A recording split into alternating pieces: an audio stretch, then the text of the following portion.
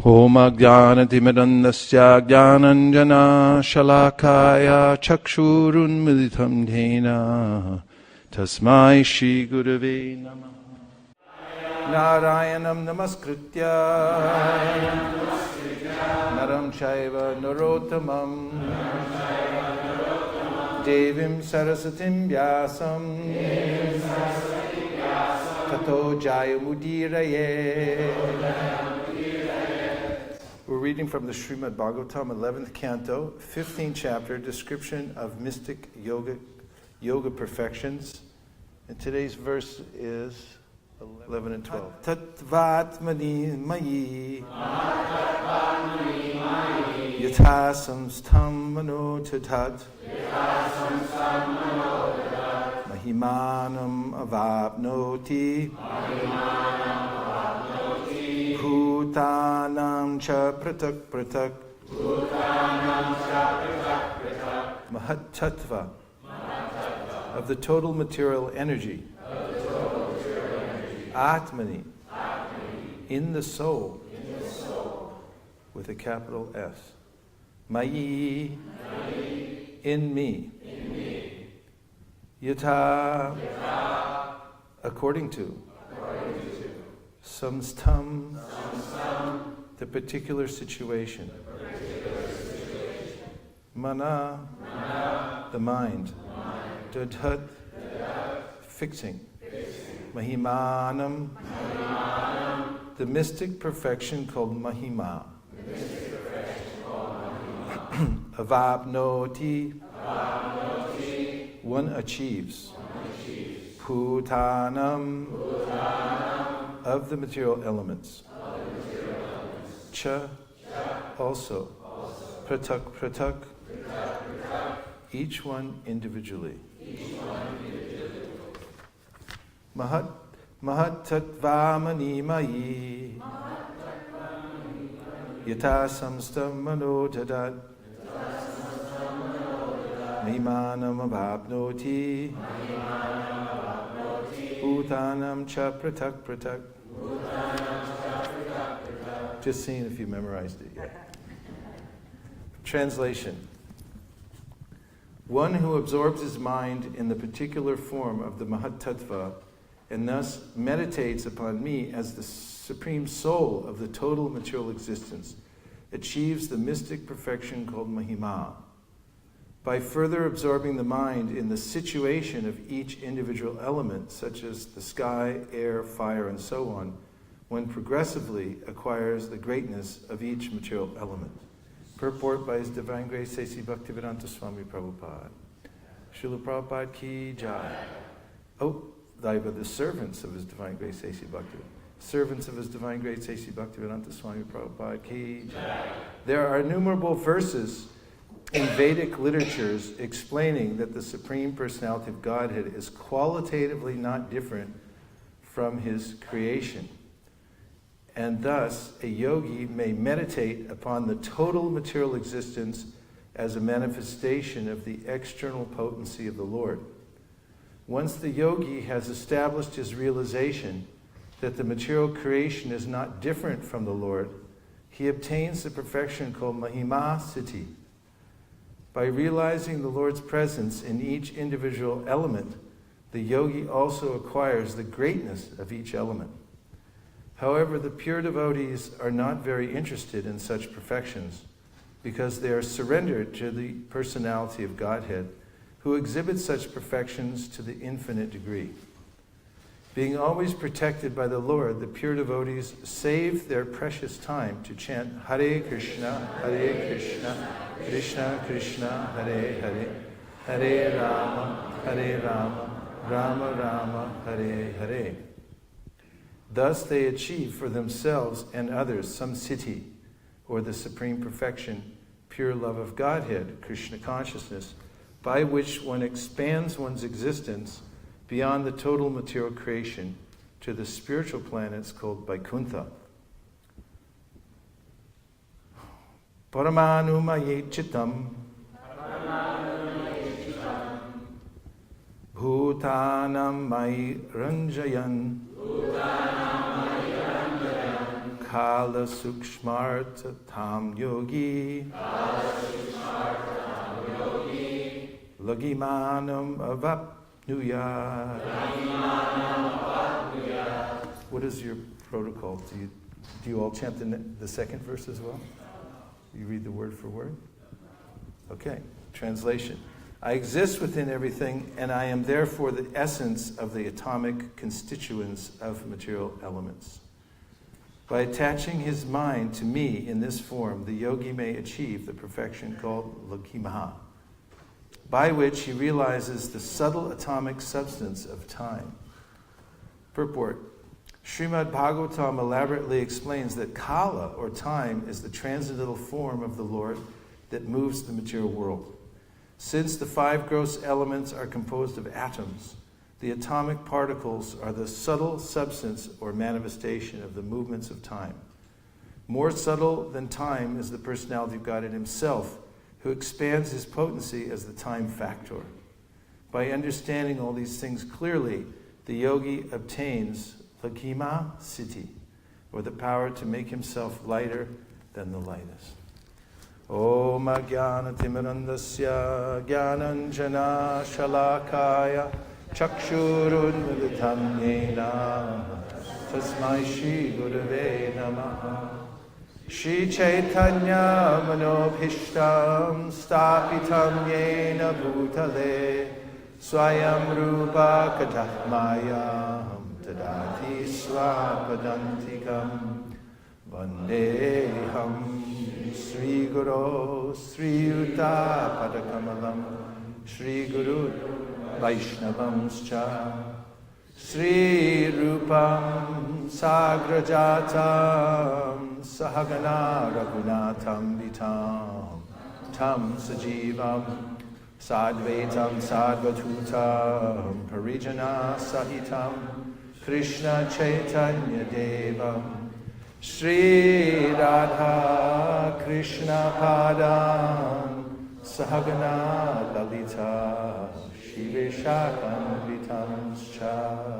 Hey Krishna Karuna Sindho Dinabandho Jagatpate Gopesha Gopika Kanta Radha Kanta Namostute Tapta Kanchana Gaurangi Radhe Vrindavaneshwari Vrishabham Sute Devi Pranamami Hari Priye Vansha Kalpatarubhyascha Kripa Sindhu Kyevacha Patitanam Pavanebhyo Vaishnavebhyo Namo Namaha. Jaya Shri Krishna Chaitanya Prabhu Nityananda Sri Advaita Gadadhara Shivasari Gaura Bhakta Hare Krishna Krishna Krishna Hare Hare Hare Rama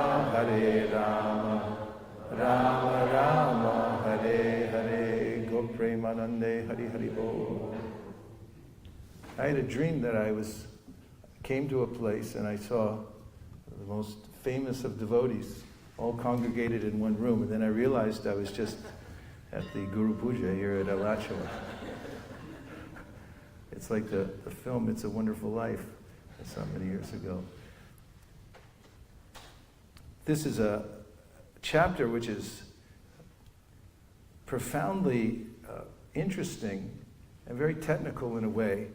But it's an approach that Krishna takes in teaching Uddhava throughout the 11th canto of the Srimad Bhagavatam that leads to the direct explanation of bhakti. Because there's a way in which a siddhanta is not just what something is, it's also what it isn't. One must be very precise to triangulate and come to a very clear understanding. Siddhanta balya chitta nakara alash iha hoite Krishna lage shudra manosh. There's a way in which Kaviraj Goswami says in the Chaitanya Charitamrita that in order to have drudha manosh, one's mind completely fixed on Krishna and his service, one must have a clear understanding of who one is worshipping and why one is worshipping. Otherwise, as Krishna says in the Bhagavad-gita, Vyavasaya Bahu Shaka Hyanantascha Buddhayo Vyavasayinam. There's a way in which the mind has a natural tendency to branch out into the various aspects of the material nature and then become distracted from its natural purpose, which is to remember the Supreme Personality of Godhead. We find twice in the Bhagavad-gita that Krishna recommends Manmana Pavamat Bhakto. Just think of me. But of course we find that ultimately everyone's thinking of Krishna because there's no one else to think of. Krishna is the source of everything and he is everything. But he appears in various features. Varanti tattva vidas tattvam yaj jnanamadvayam prameti pramatmeti bhagavaniti shabdyate. The transcendentalists realize the Supreme in three features, Brahman, Paramatma, and Bhagavan. But then, of course, even living entities who are in lower forms of life, for instance, the plankton that live in the ocean, are realizing, or at least connecting with the Supreme through Annamoy. They're eating, and therefore the personified Vedas say that they are connected to the Supreme Lord through their taste. That's an enjoyable thing for living entities to eat. And that enjoyment that they experience is actually the Supreme Personality of Godhead. There is none else. However, there's a difference in the quality of one's meditation. And this is the point that Krishna is bringing us to through the description of various paths that people pursue according to their particular desires and frame of reference. So here we hear about, in this chapter, those who aspire for siddhis. They try to attain perfections. Now, in this verse, the first we read, we understand that there's a clarity that while one's observing the universe, the Mahatattva, one sees it in relationship to the Supreme Lord. Otherwise, there would be no development of mystic siddhi. Ritertam ya pratyeta na pratyeta chatmani tad vidyadatmanom hayam yatabhaso yatatamaha.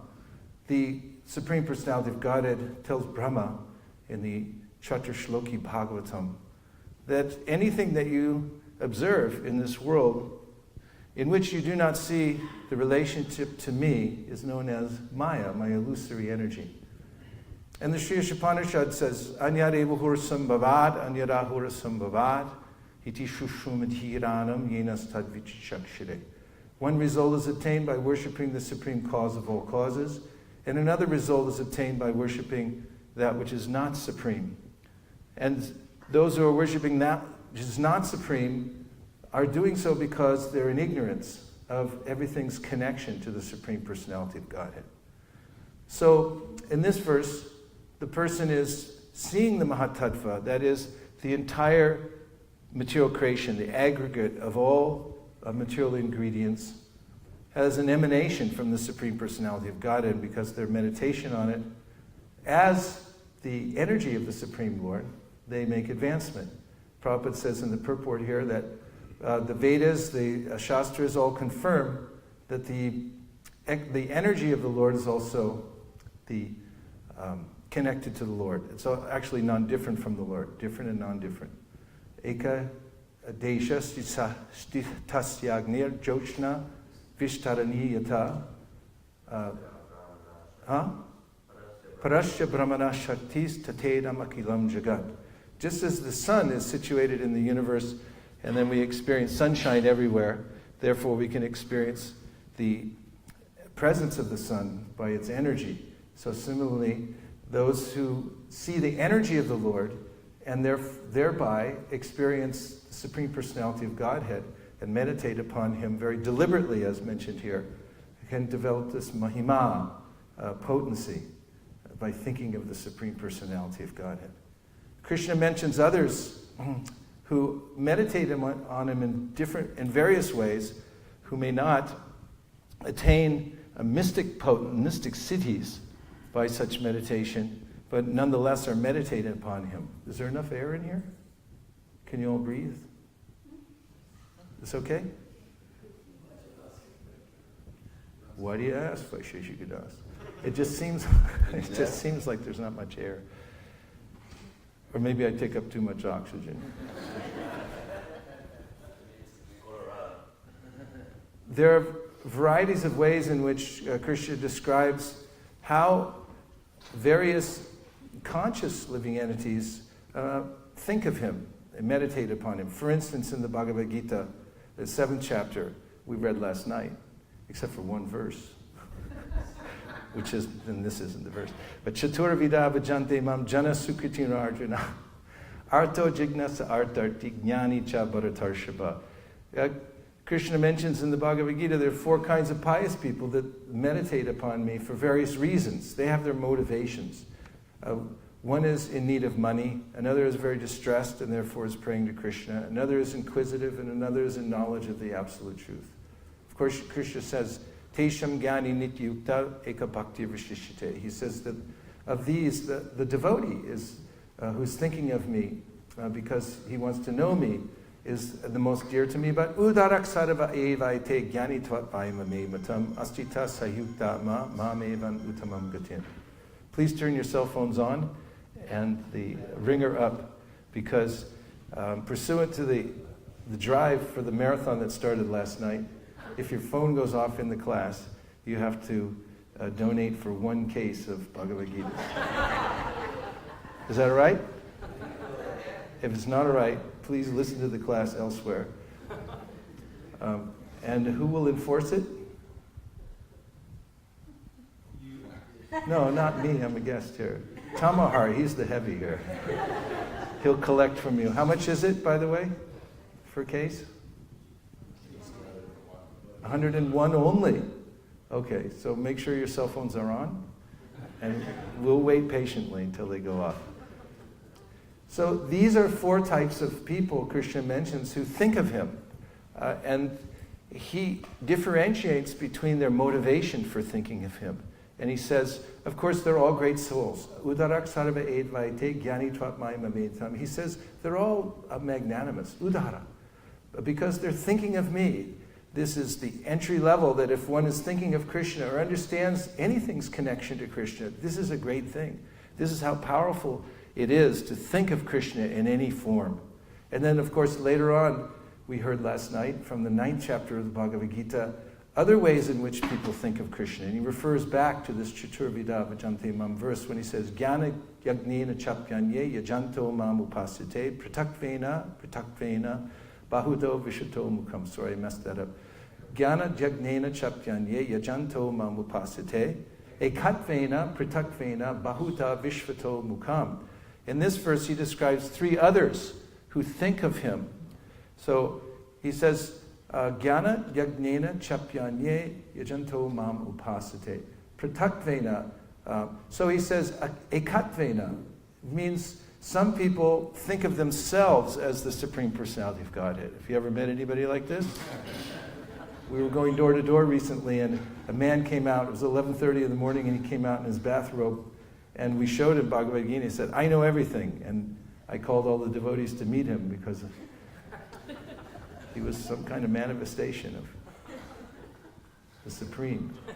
But in any case, there are people who write about this and who consider that I am God. Of course, it's very interesting in the purport that Prabhupada doesn't disparage such persons, or he attributes this to Krishna, that he's not disparaging such a person, but because at least they have some conception that there is a Supreme. And they're saying, well, I'm the Supreme.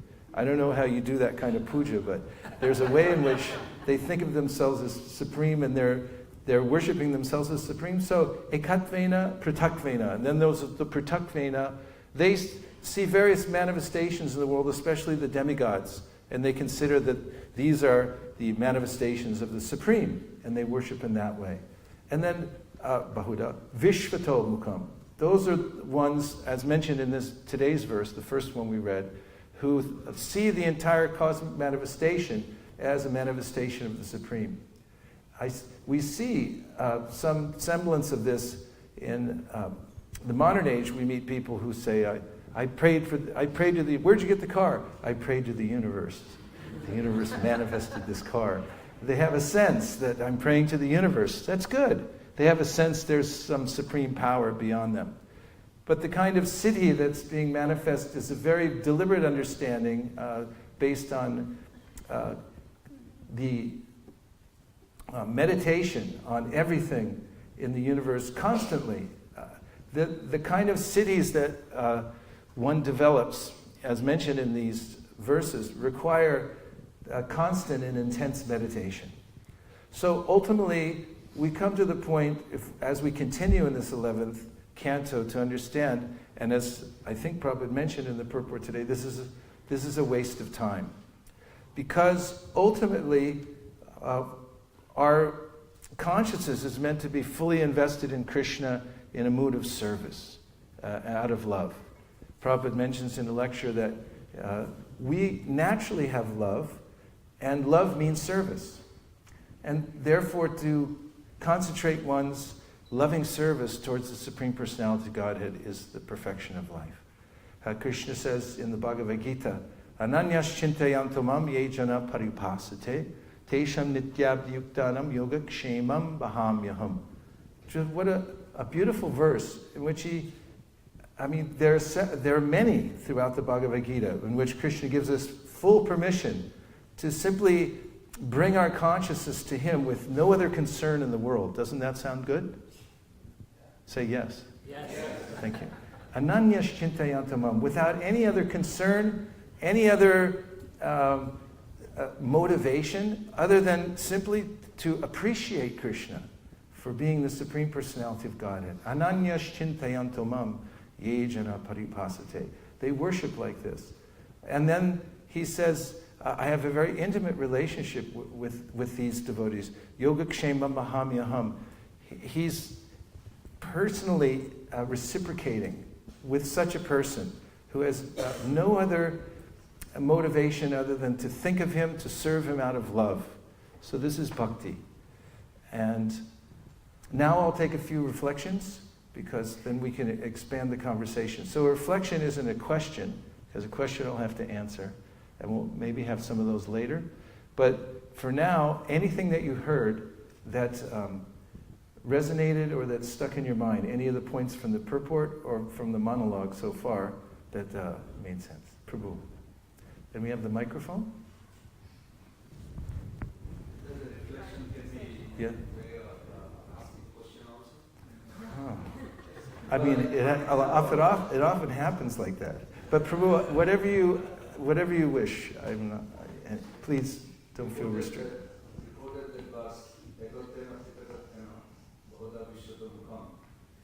So these three gradations, I noticed in the Hold a little closer. Mike, a little closer. Indicate the gradation. There are these three types. Within the three types there is a gradation, and above them is the Chatupita Bhajantamam, and above them is the Mahatmanastamam Partha. Yeah. And then Prabhupada also make a very sweet sentence that until they come in contact with the pure devotee, they will never become devotee. So you are very kind, you are saying that we should appreciate all of the worship, but you are doing such a great work that you are distributing Prabhupada books, so they are coming in contact with pure devotee, then they will become devotee. Is that a correct understanding? Yeah, that's correct. Dhameshwara? Some people worship the Lord in oneness and in diversity in different ways. Krishna acknowledges that, and then he says, Mahatmanas too. But the great souls are always engaged in my service under the shelter of my divine potency. And Prabhupada will point out that there's the Mahatma and the Dura.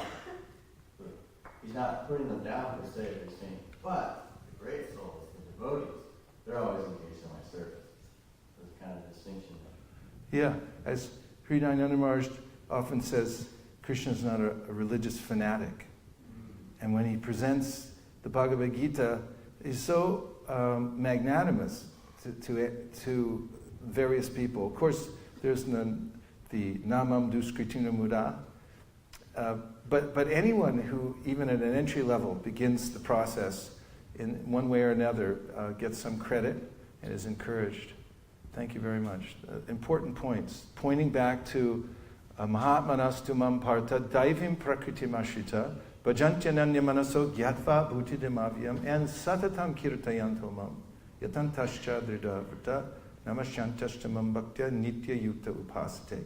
He mentions how the great souls, it differentiates, are under the protection of the internal potency. And then he mentions that they're always singing my glories. Satatam kirtayam mam. Satatam kirtayanto mam. Yatantash jadravida. With great determination. Thank you. What else? Thank you. The point you made right at the end before you started the reflections about how without any other concern, Krishna's inviting, without any other concern, just fix your consciousness on me.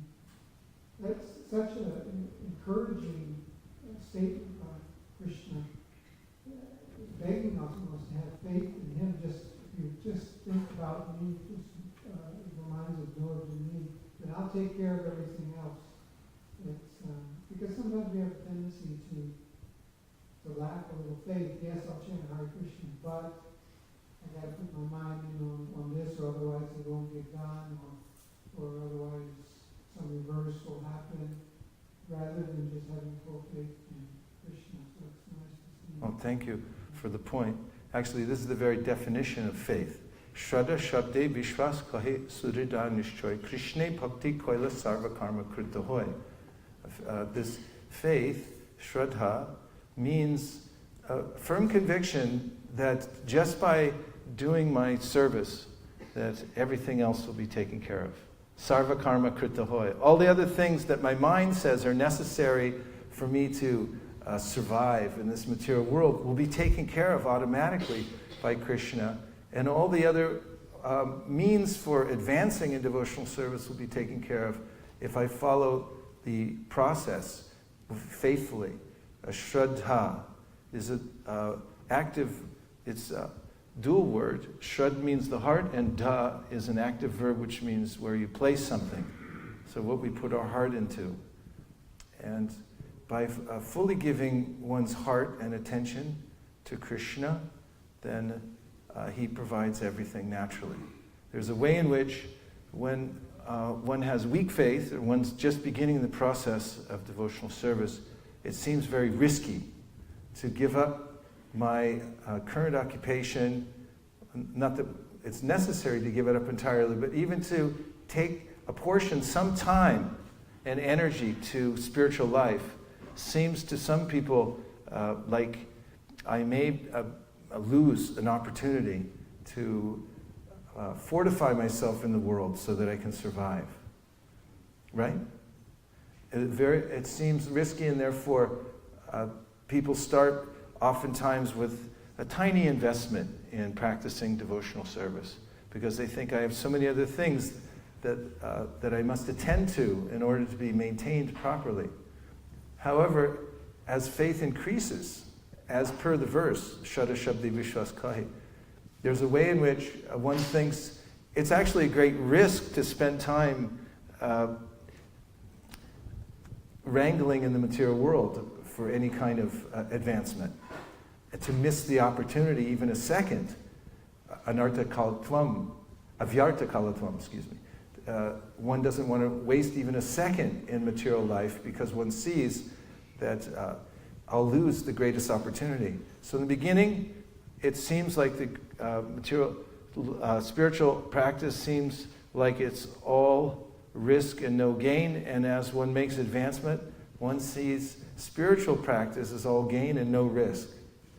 Whereas the material world is all risk and no gain, which is a real awakening to see that my endeavors in the material world are all risk and no gain.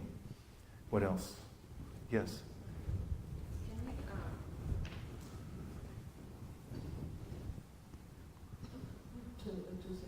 Questions. Can we actually think about two things at a time?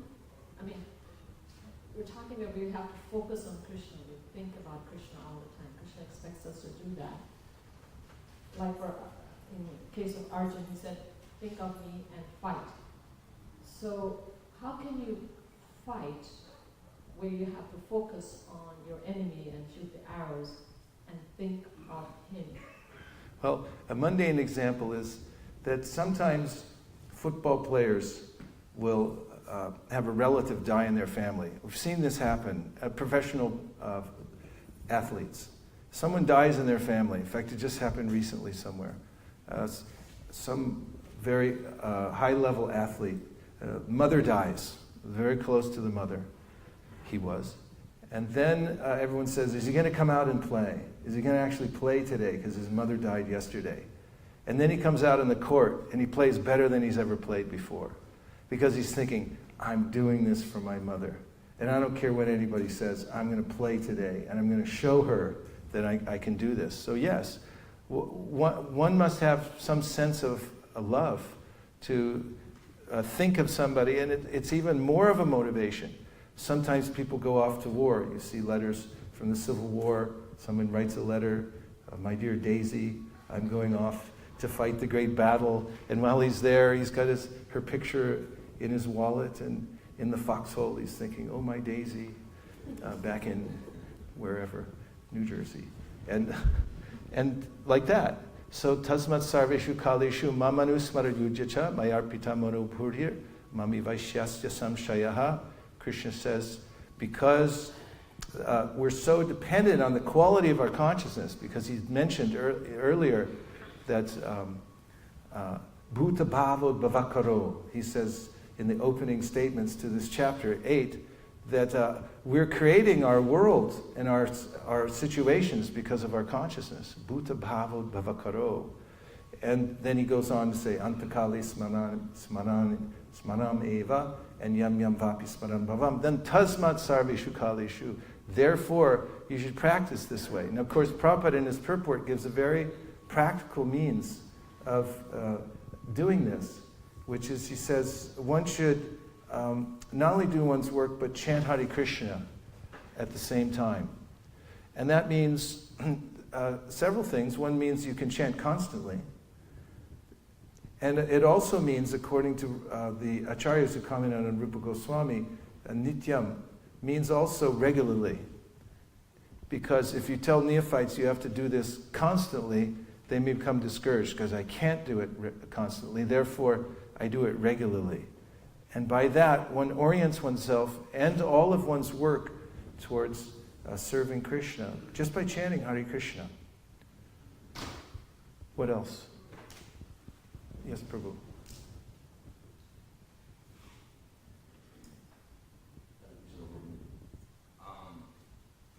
You know when Krishna says bad, those ones that are, like better, surrender to me. So I'm thinking that that's like tricky in one sense, because we're supposed to always feel not right. And at the same time Krishna says, but they are special. So that's like if I start feeling very special, like, oh yes, I'm other worthy and I'm better than other people. That's not like Maya. Yes, it is Maya. However, the way in which one can actually enter into bhakti is given by Krishna. First 13th chapter 8th verse, where he says, Amanidvam adambitvam. He lists the first two elements of knowledge, of actually understanding him, or anything beyond the field of activities, which is the entire Mahatattva. He says, humility, pridelessness. These are prerequisites. Unlike other types of science which militantly barge in and claim that I'm going to overcome the medium and extract the knowledge. The devotees, after many lifetimes, come to the point of a softened heart where they understand, I must humbly inquire.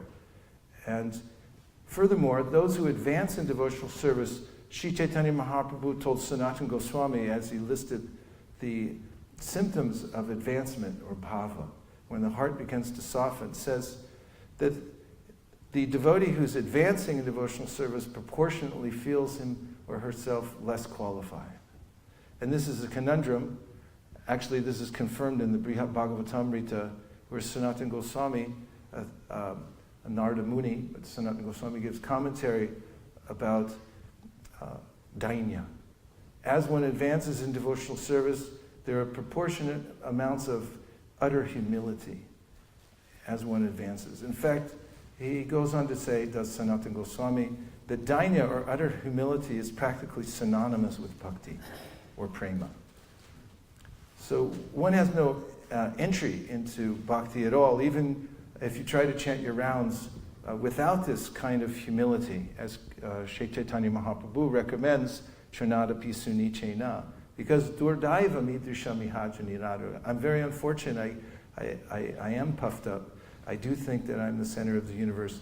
Therefore, he says, practice this, being very humble. Then you can chant. Prabhu? There's part in the Chaitanya Charitamrita, I can't remember exactly where, it's talking about Radharani's humility, and it says that she has a sense of feeling condemned and having offended. So this is humility, that you feel you're condemned and you feel that you're offended. Yeah, one who would like to cultivate that can read the Sharanagati by Srila Bhaktivinoda Thakur. You'll find the first section of the Sharanagati in which the great Bhaktivinoda Thakur expresses this great humility. And he talks about how fallen he feels. And just by hearing those the songs, Prabhupada sings that song. What is it called? Amara Jivana. Amara Jivana. Can you find it? It's in the songbook. And he gives a purport to this song, Amara Jivana, in which Bhaktivinoda Thakur expresses his heart which is full of humility. And it's compelling that the great acharyas are situated in this way. And then just by hearing it and following in their footsteps, one can make great advancement. Prabhu. Oh yeah. You've got the mic? Whoever rules the airwaves wins. I heard that during a political campaign. You know when it says, Yanicha Paratashava, so Yeah. one is in knowledge. I'm trying to figure out exactly what that means, because you don't really get people who know about Krishna already, generally. Well, according to the commentaries of Vishwanath Chakravarti Thakur and Baladev Buddhibhusan, that's referring to a devotee. It's someone who's awakened, in whom the sense of bhakti has awakened. That's how they say Jnani Cha Paratarshava. Oh, thank you very much. This is Amara Jivana. It says, this is Bhaktivinoda Thakur, I am an impious sinner and have caused others great anxiety and trouble.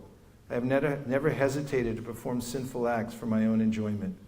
Devoid of all compassion, concerned only with my own selfish interests, I am remorseful seeing others happy. I am a perpetual liar, and the misery of others is a source of great pleasure for me. The material desires within the core of my heart are unlimited. I am wrathful, devoted to false pride and arrogance, intoxicated by vanity, and bewildered by worldly affairs.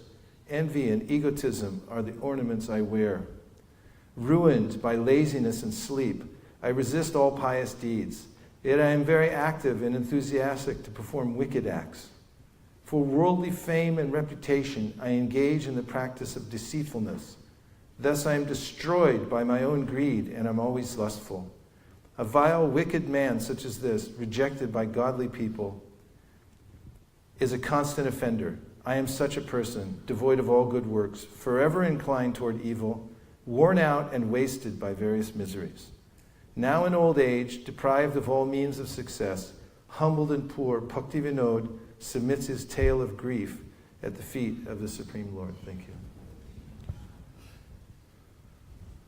It's very, actually, tasty in a way to be able to take the great Acharya's words and then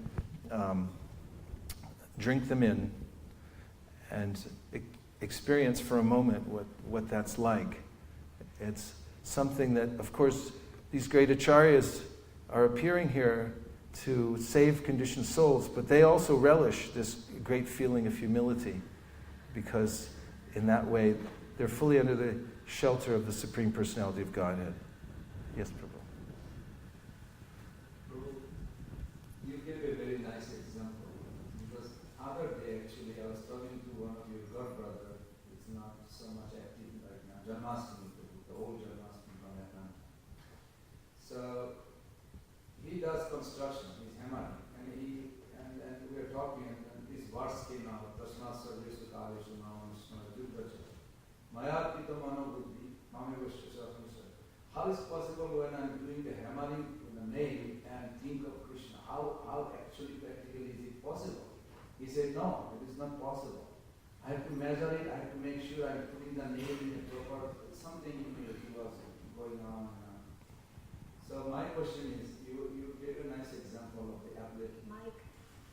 You got to keep it close. That he has a relationship with his mother. And that relationship caused him to have that position to draw out his emotion, which was driving force in a, we can say, devotional way, favorable attitude. So, but how that relationship actually caused the emotion to be in favorable attitude? How? In practical sense, difficult. Well, it's not practical. It's actually natural. But there's a practical way in which one can develop it. And Krishna talks about this in the Bhagavad-gita when he says, just always think of me. And then he says, if you can't do that, then practice the rules of bhakti in order to come to that phase. Because what we're practicing is meant to stimulate that original natural flow of love that we have for Krishna. He says, if you can't do that, then work for me. And by that, Prabhupada says, it means to give some of the fruits of your labor. Because if you have a hundi here and you put your money in the hundi and you go home, then your mind will still be in the hundi. Because generally people, their mind follows their money. Because I'm attached to my money. And if you put a lot of it in there, then you'll think of it a lot. And Prabhupada says, Krishna says, if you can't do that, then try to be charitable. Work in a charitable way, because one actually realizes this for oneself, that by giving away what I have for a worthy cause, whatever it is, then I feel that I become bigger, I grow, I have more capacity. And how does that happen? It's counterintuitive to what I've learned here as the way of survival of the fittest in the material world. And then he says, if you can't do that, then practice meditation various ways. And I think today's verse is, and the way in which we discussed it, is also indicating a similar idea, the way in which one can start off and then come to the point. Ramanya Prabhu? Let's hear from the pews in the back. Thank you for coming to Alachua. First of all, you with white. I will be coming back every year.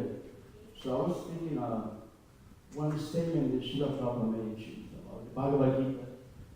He said there's been so many Bhagavad-gitas in the past, and many commentators, but there hasn't been even one Vaishnava. So now, when we bring out Bhagavad-gita as it is, we have many Vaishnavas all over the world. So that's Prabhupada's humble statement. So, except for one verse yesterday, it was so nice that you mentioned. Yesterday, there were so many Vaishnavas chanting together the whole Bhagavad-gita. But that's Prabhupada's potency. Yeah, what a nice point you've made, Ramanya Prabhu, about how we have the commentary, but also the heart of the pure devotee in a deliverable form. A book is a form of delivery. It's a container. And there are seeds that go into that container, and when it goes out around the world, the seeds spill out and they grow. And to send them out into the world, it's such a relief when we see, for instance, going door to door, the conditions that people live in, which are disheartening to see how living entities have come to such a point where they've entirely forgot Krishna. In fact, they're inventing ways to systematically forget him. And then to insert within that. Problem now, I think that would really increase the freedom. But do you know of any situation where devotees have like some? Well, you have to see what Krishna's real, where he puts real value. And again, we'll find out in this chapter that he's mentioning these cities. There are 8 inherent cities, and then there are 10 auxiliary cities that one may develop. The pure devotee naturally gets all of them. Bhaktis tvai stirataya bhagavan yadisa daivena nat paliti divya kishora murti mukti swayam mukulitanjali sevate sman dharmartakam gataya samaya pratiksha. Srila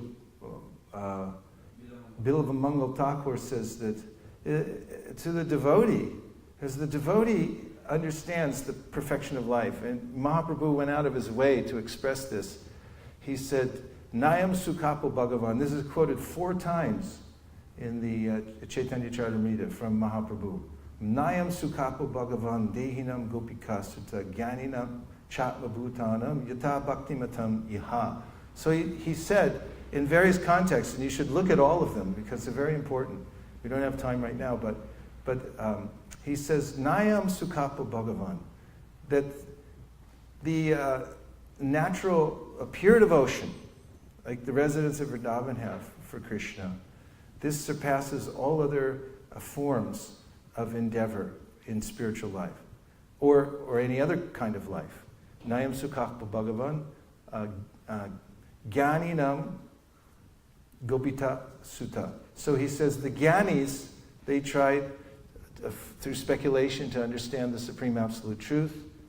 And then there are the materialists who endeavor for happiness. And then those who are great yogis, Bhutanam Cha, Atmanam, Nayam Sukapo Bhagavan, Gyanina, Dehinam Gopika Sutta. Now where'd the verse go? Tell me, 3rd line. Gyaninam Yata Bhakti Matamiha. And the purport of this verse is he's listing all the various ways in which one may endeavor for perfection. And says there's nothing that can compare. This is spoken by Shukadeva Goswami, it's from the Bhagavatam. There's nothing to compare to following the process of pure devotional service, especially as is exhibited by the residents of Vrindavan. And so that's what we're doing. And those, and I quoted previously the verse from Bilva Mangal Thakur, those who do that naturally get siddhis. The greatest of all siddhis is the ability to chant Hare Krishna. Actually, we find people come to Krishna consciousness and they think, I can't do this. I've met people that say, I can chant 1 round and that's it. You have 24 hours in a day, say, I don't have time. And if it's not time, it's taste.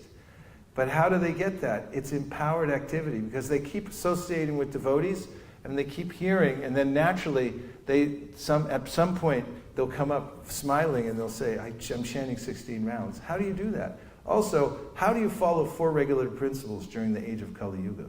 That's a great siddhi. A very useful one also, for not getting washed down the tubes of Kali Yuga.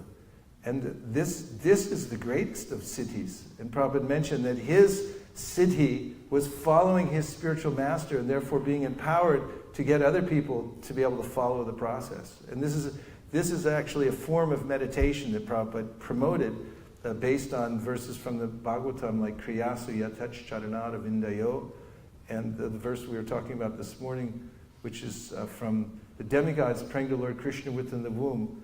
Tvayam bujaksha kila satvadamni samadhina veshit chetasaike tvatpada potena mahakritena kurvanti govatsa param pababdim. And that is, if you follow the previous acharyas properly, you make that your meditation, I'm going to follow in their footsteps, then you get all empowerment. The empowerment actually even to go back home, back to Godhead, which is remarkable. So, tvatpada potena mahakritena. Mahakritena means the process that was conceived of by the great souls. There's a difference between great souls and others.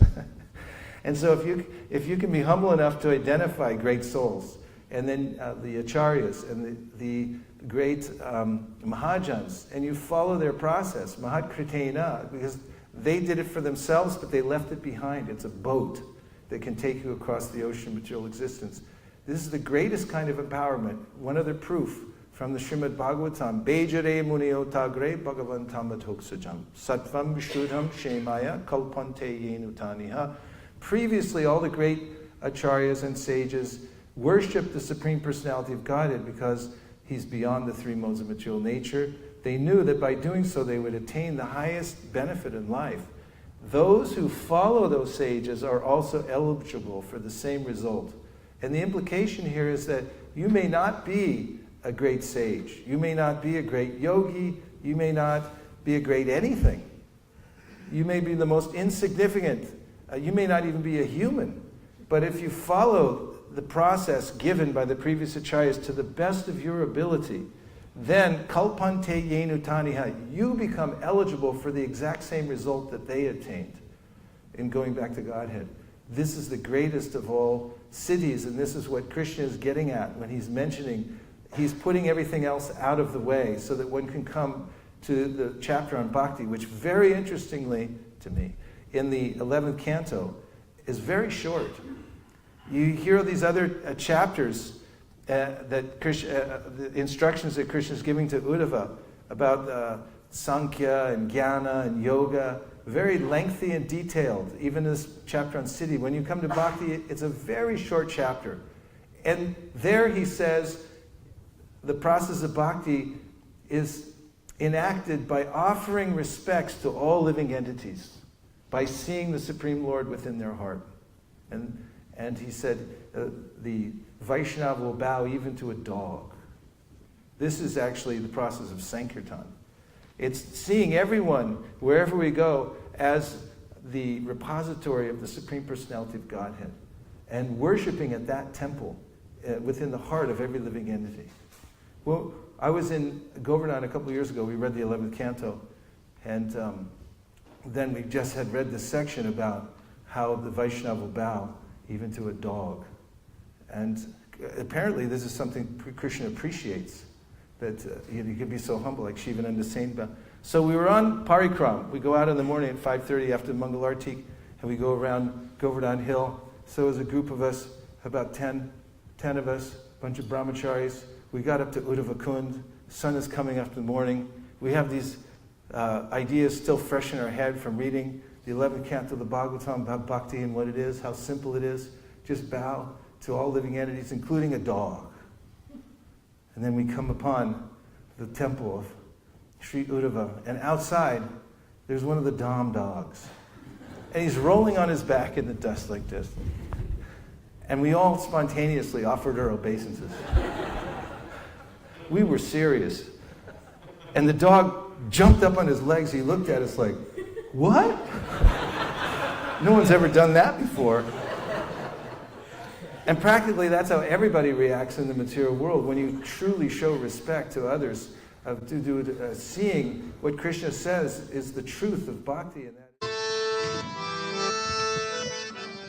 Nachari Armarman, Nachari Armarman, Nachari Armarman, Nachari Armarman, hey, Nachari Armarman, Nachari Armarman, Nachari Armarman, Nachari Armarman.